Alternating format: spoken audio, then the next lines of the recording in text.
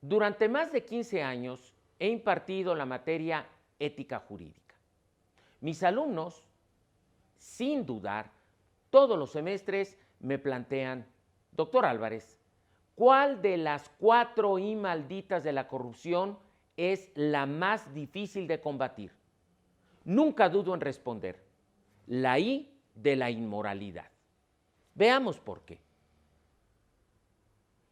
Un acto inmoral es aquel en el cual una persona, un sujeto, en condiciones de libertad, es decir, pudiendo optar, está dispuesto a sacrificar un valor superior en los que esta persona cree: la honradez, decir la verdad, conducirse con respeto a los demás, no dañar a otros, en virtud de una ganancia o de un beneficio inmediato.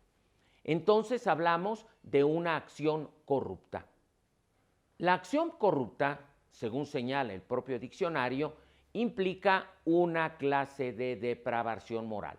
Es decir, estamos dispuestos a sacrificar un valor superior en función de algo útil, necesario, que inmediatamente nos resuelve un problema actual.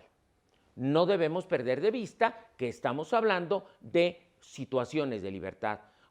Cuando alguien es amenazado de muerte para adoptar una conducta, o los famosos ejemplos de plata o plomo, pues en realidad no son deliberaciones libres, están condicionadas. Ahí no podemos hablar de cuestiones morales. Nos referimos a la depravación moral cuando efectivamente, en libertad, una persona puede optar entre el bien y el mal, entre lo que sabe que es correcto y adecuado y lo que sabe que no lo es.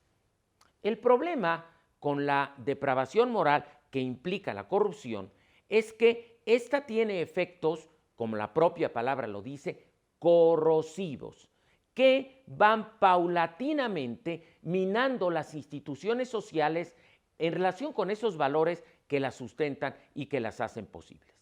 Bertrand Russell decía, este filósofo inglés, que la ética estudia los principios generales que nos ayudan a determinar cierta clase de reglas de conducta. La moral es un tipo de reglas de conducta relacionado con la corrección o incorrección de los actos humanos.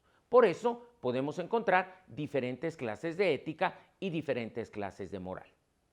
Ahora bien, ¿qué tiene que ver la moral en este asunto? Bueno, que la corrupción como elemento disparador implica necesariamente que alguien esté dispuesto a sacrificar un valor superior.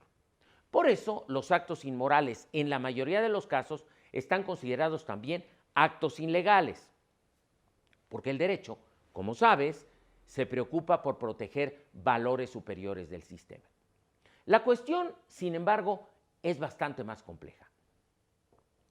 Maxwell, un autor de libros para ejecutivos, y estos libros que se convierten en bestseller, alguna vez fue cuestionado por uno de sus editores cuando, al proponerle que escribiera un libro de ética para los empresarios, Maxwell le dijo que no era posible.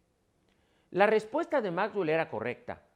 Maxwell le dijo a su editor: hombre, no existe una ética para los abogados, para los empresarios, para los médicos. Solo hay ética. Por eso Maxwell, al escribir un libro sobre ética, nos da una respuesta que me parece sumamente oportuna. La pregunta es: ¿por qué estamos dispuestos a corrompernos? Maxwell nos da 3 respuestas. En efecto, Maxwell pensaba que las decisiones éticas, es decir, optar por cumplir con un valor y no ceder ante la ventaja inmediata, implicaba obviamente un sacrificio. Es decir, son decisiones difíciles. Y según Maxwell, los seres humanos no estamos dispuestos a aceptar el sacrificio que comporta una conducta ética, porque solemos normalmente tomar decisiones con base en 3 criterios. 1, hacer aquello que nos conviene.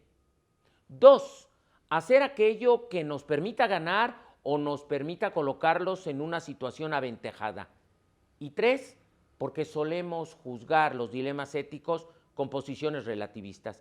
y normalmente nosotros determinamos cuál es el valor correcto. Nosotros podemos ser infieles, mentir, dañar, pero lo hacemos nosotros, por lo tanto, está bien. Maxwell tenía razón.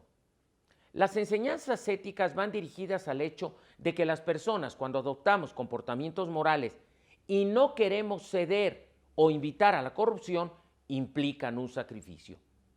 Pero el no estar dispuesto a realizar este sacrificio, por mínimo que sea, tiene a la larga costos mucho más altos. Y atención, que no estoy pidiendo que los seres humanos se comporten como ángeles ni como demonios. La ética tiene límites. Así como la religión no le existe a ninguno de sus feligreses convertirse en santo, ningún criterio o moral le exige a sus seguidores ser héroe. Por lo tanto, la construcción de sociedades que respeten principios básicos es un tema de enorme complejidad, que pasa por la educación, que pasa por el ejemplo que recibimos en casa, pero que pasa sobre todo por la adopción de lo que algunos llamaban crecimiento en la conciencia social. Somos responsables de nuestro entorno ético.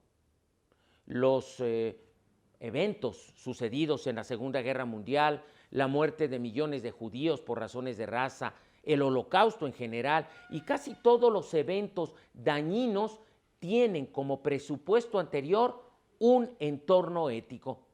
Y los seres humanos somos responsables de ese entorno ético. Los seres humanos, así como seres racionales, somos también entes éticos, agentes morales, responsables de nuestro entorno ecológico, pero también de nuestro entorno moral. Tener sociedades corruptas es tener gobiernos corruptos. No puede existir lo uno sin lo otro.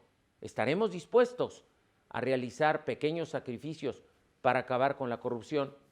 Eso depende de la sociedad mexicana, de nadie más, ni de programas mágicos, ni de gobernantes iluminados.